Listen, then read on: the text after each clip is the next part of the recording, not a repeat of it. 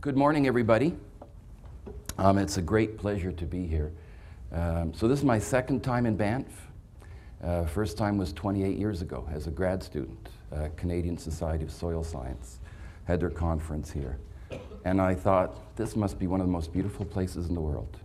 And I'm back here again, and I think that impression was right. This has really got to be one of the most beautiful places in the world, and I'm so grateful to the organizers for the opportunity to participate. I'm going to be talking about water. That's the theme for today, and the title of the presentation, There Must Be Something in the Water, is a bit of a play on words because there really must be something in the water. I want to look at natural variations as well as human impacts on water quality in Alberta. And John Kennelly mentioned I came here from the University of Heidelberg in Germany. I spent 10 years at the University of Heidelberg. Very beautiful place. Before that, I was at the University of Bern in Switzerland. I was there for 12 years. Also a very beautiful place. I only work in very beautiful places. So, for example, Alberta. And before Switzerland, I was at the University of California in Riverside. So I've been away from Canada for a long time. So when I was asked to give a report on water in Alberta, I had been here for 1 week.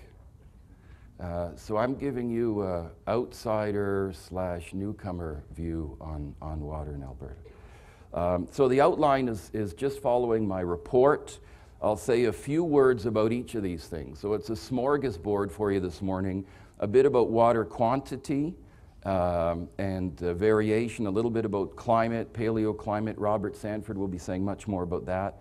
And then I'll start with water quality, its natural variation, a bit on water use, and then come to contaminants and drinking water quality.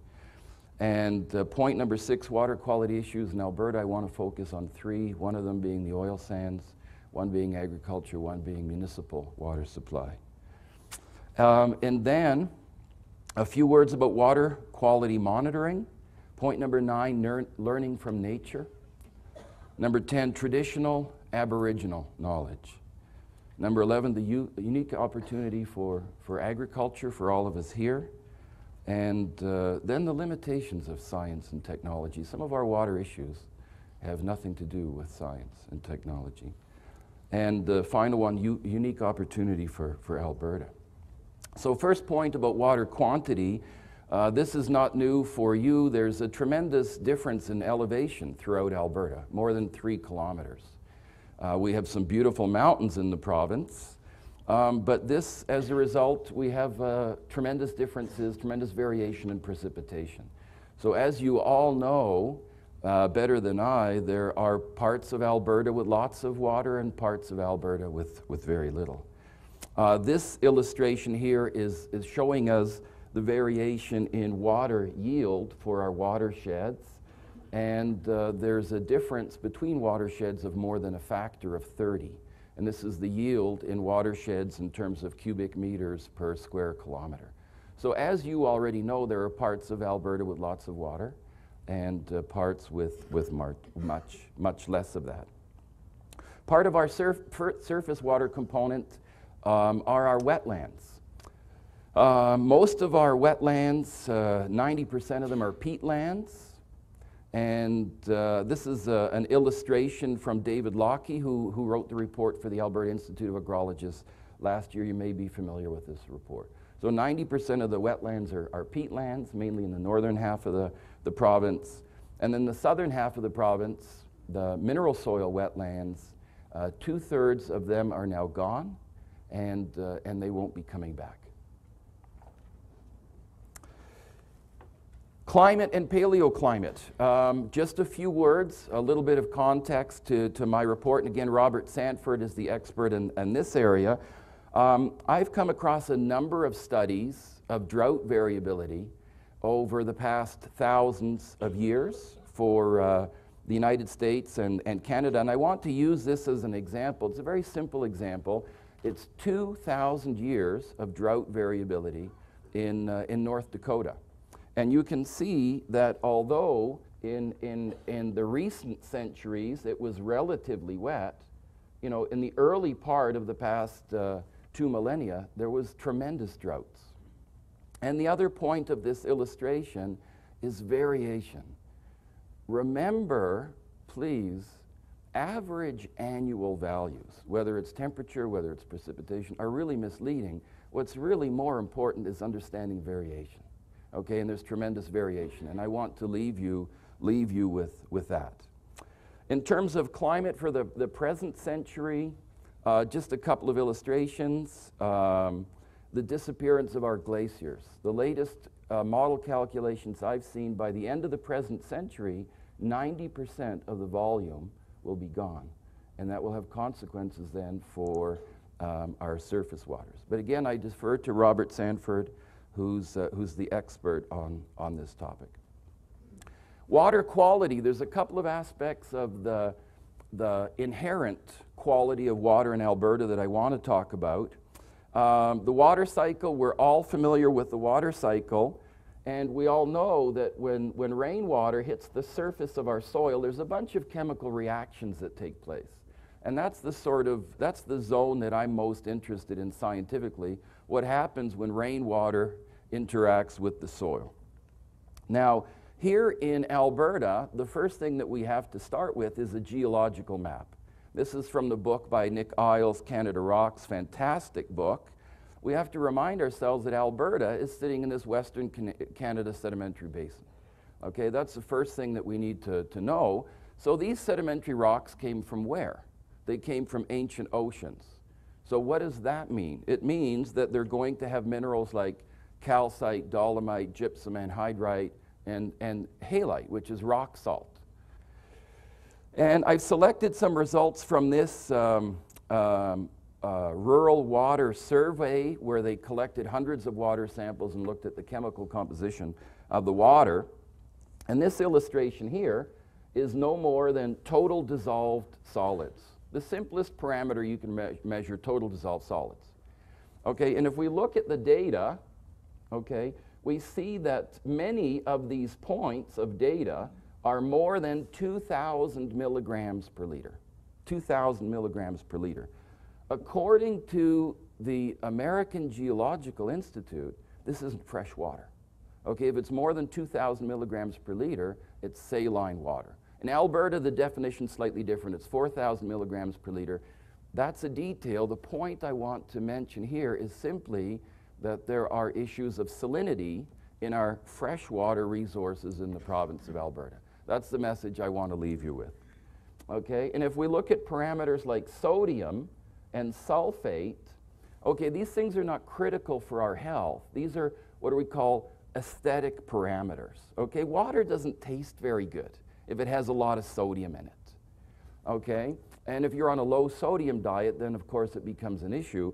But the point here, if we look at the data, there are many points in Alberta where we have sodium and sulfate in exceedance of the drinking water guidelines.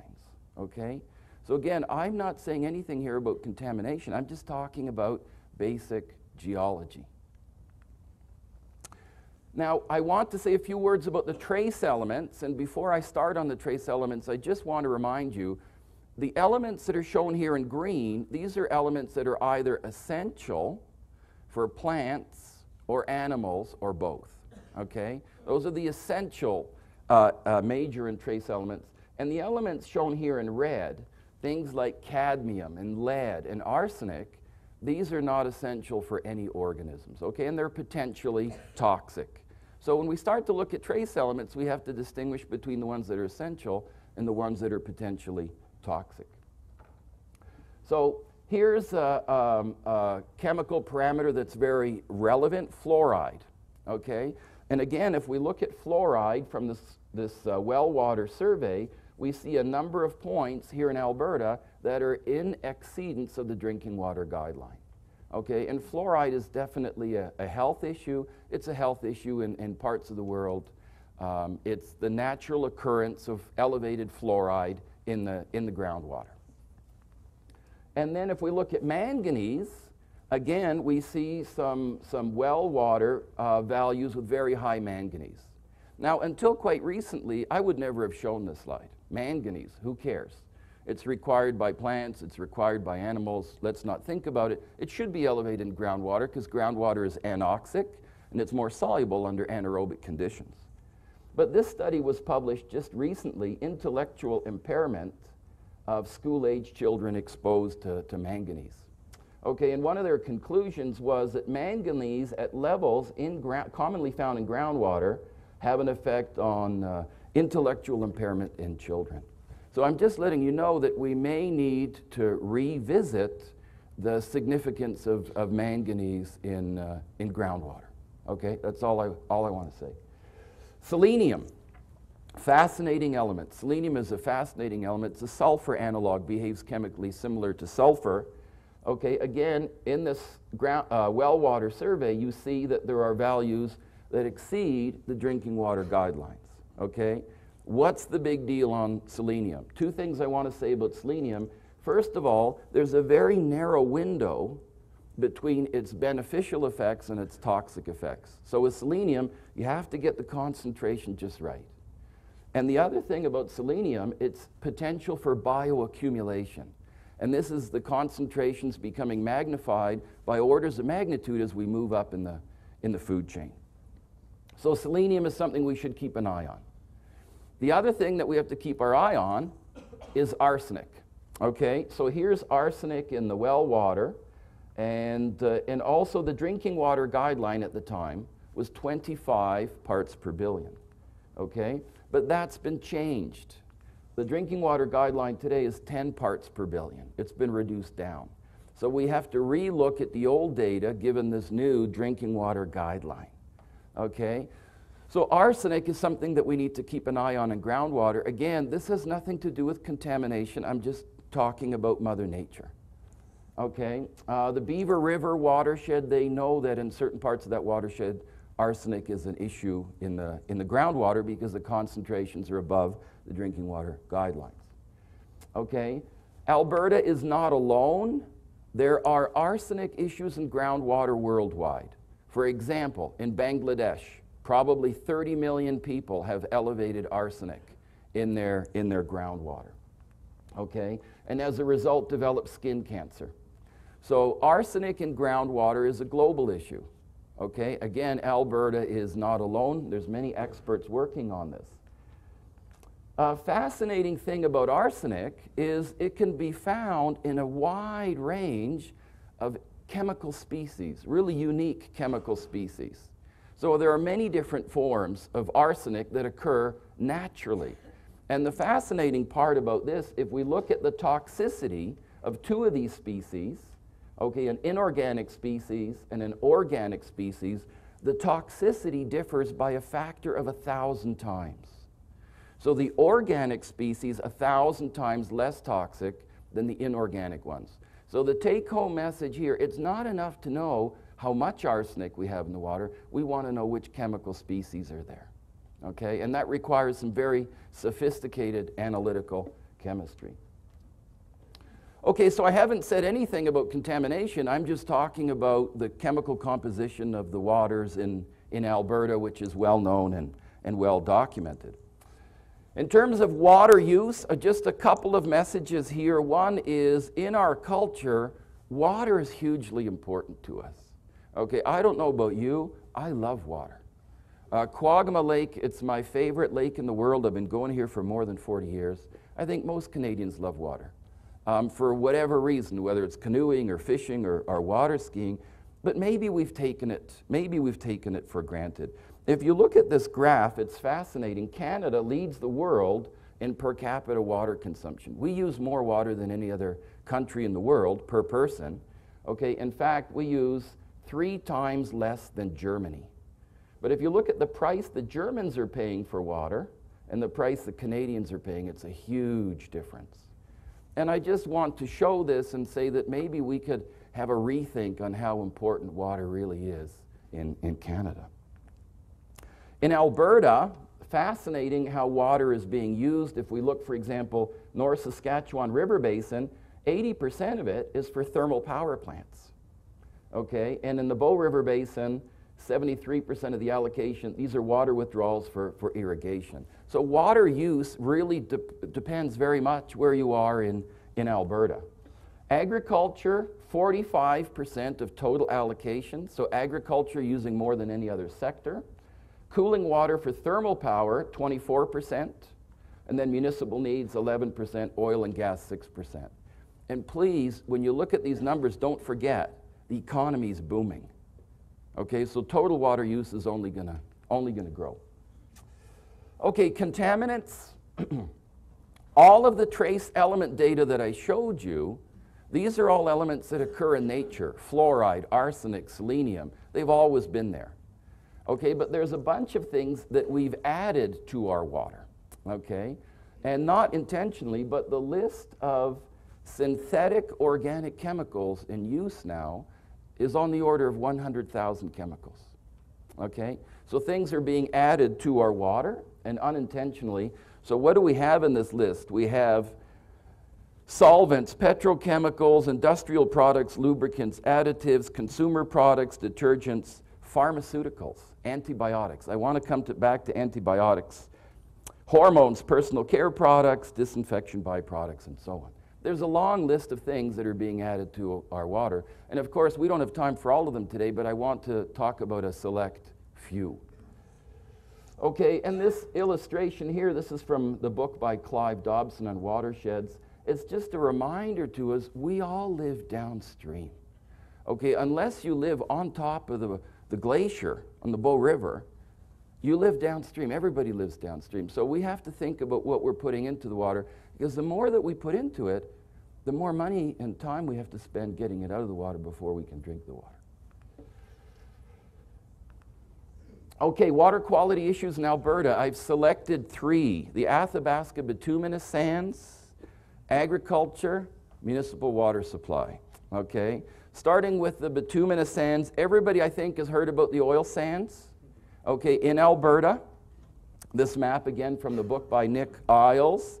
I was very fortunate last week. I was offered the opportunity to fly over the oil sands.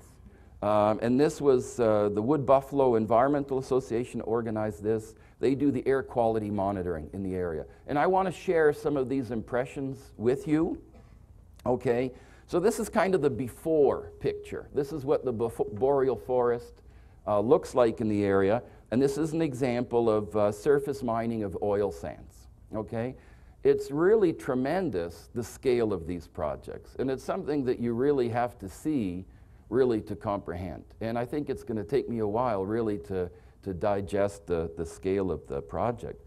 But the point that I want to make here, the Royal Society of Canada published a report in December of 2010, and one of the things that caught my attention in this report, and it's hard for me to read here, but the essence of it is there is no conceptual hydrogeological model of the oil sands area. So in fact, we don't know how much water can be extracted for the extraction of the bitumen and what effect that's going to have in the groundwater of the area. So I just want you to know where one of the uncertainties is, what's going to happen to the regional groundwater. Okay, and I raise that as a question. In terms of water quality effects, I always think first about air pollution. What goes up must come down. So what's being emitted to the air? So if we think about the upgraders, we have questions about SO2, NOx, because of, well, direct health effects. SO2 is not good for our health or the health of plants, but also the formation of acid rain. So remember that geological map that I showed you, Alberta is mainly a sedimentary basin. But there's one little part that isn't, and that's in the northeast corner of the province, and that will be susceptible to acidification. But there's also organic contaminants being emitted, polycyclic aromatic hydrocarbons, VOCs, and there's fine particulate matter, stuff less than 2.5 microns that we inhale, and of course trace metals. But how do you distinguish that source from, for example, the vehicles that they use in the oil sands? These trucks, okay, up to 8,000 liters of fuel per shift. Okay, so there's also the emissions that we have to consider from the diesel, from the vehicles, and of course the dust. the dust from the piles of coke and the dust from the piles of sulfur. I don't know if I can use the word pile. I don't know how pile is defined, okay? I don't know if I should be saying hills or small mountains, okay? But these are large volumes of materials, and on a dry, dusty period, okay, these things will be kicked up into the air. Just the dust from the roads, and of course the emissions from Fort McMurray, which now, don't quote me on this, but I think has a population on the order of 100,000 people and growing. The main concern as regards water quality is the tailing ponds. And again, I actually looked up the definition of pond. I don't think these meet that criterion, but they're called tailing ponds, so I'll use the term tailing ponds. The concern here is that contaminants in the water will slowly migrate through these dikes and into the surface waters, and possibly also into the groundwaters. This is the concern that's been raised. This is a tailings pond that we flew over, but it's 30 meters above the elevation of the Athabasca River. It's close to the river, but it's 30 meters above the level of the river.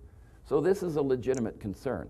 And apparently there is water quality monitoring data for the seepage from the tailing ponds, but that's not available to the public, okay? And that doesn't contribute to public confidence about the quality of the environmental monitoring. So what is a concern about this water? The main concern, naphthenic acids. Okay, naphthenic acids. Why the concern about naphthenic acids? It's a major constituent of the bitumen. It's the primary hydrocarbon in the oil sands wastewater. Okay, the other thing you need to know about the naphthenic acids, there's very insignificant decomposition by microorganisms. They're not attenuated in groundwater flow, so the fear is that they will migrate with the groundwater. Okay, so the number one concern here, naphthenic acids. The number two concern is the polycyclic aromatic hydrocarbons, PAHs. Things like pyrene, benzoapyrene, anthracene, these sorts of chemicals. What's the concern here? They have a low water solubility. So what does low water solubility mean? They'll have a higher potential for bioaccumulation. Some of these are potentially carcinogens. Okay, some of them are potentially mutagenic. Okay, so there's a concern for PAHs. A little note of historical interest, perhaps. These are the compounds that were responsible for scrotal cancer in chimney sweeps in Victorian England, and the first pure compounds known or shown to be carcinogenic. So the PAHs are also a group of compounds of concern. I will come back to that later in my talk. Okay, so this report on the oil sands by the Royal Society of Canada, comprehensive report, December 2010. A number of reports have since come out, and there's going to be a new world-class monitoring program, a world-class environmental monitoring program. That's great, that's fantastic. I didn't know what world-class was until I read the definition. The definition is there for you. But let me ask you this question. Commercial development of the oil sands began in 1967. Why has this taken 45 years? I'm just asking the question.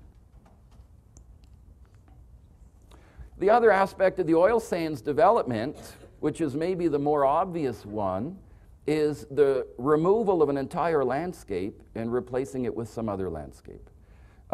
Just the infrastructure, the runway, the pipelines, the housing, the waste, and the seismic lines. When I was a kid, there was a fellow, Eric von Donigan, messages from the gods about these, whatever you call them in the countryside in South America that the gods had left us. This is starting to look like a film from Eric von Donigan. Okay, these seismic lines and seismic pads.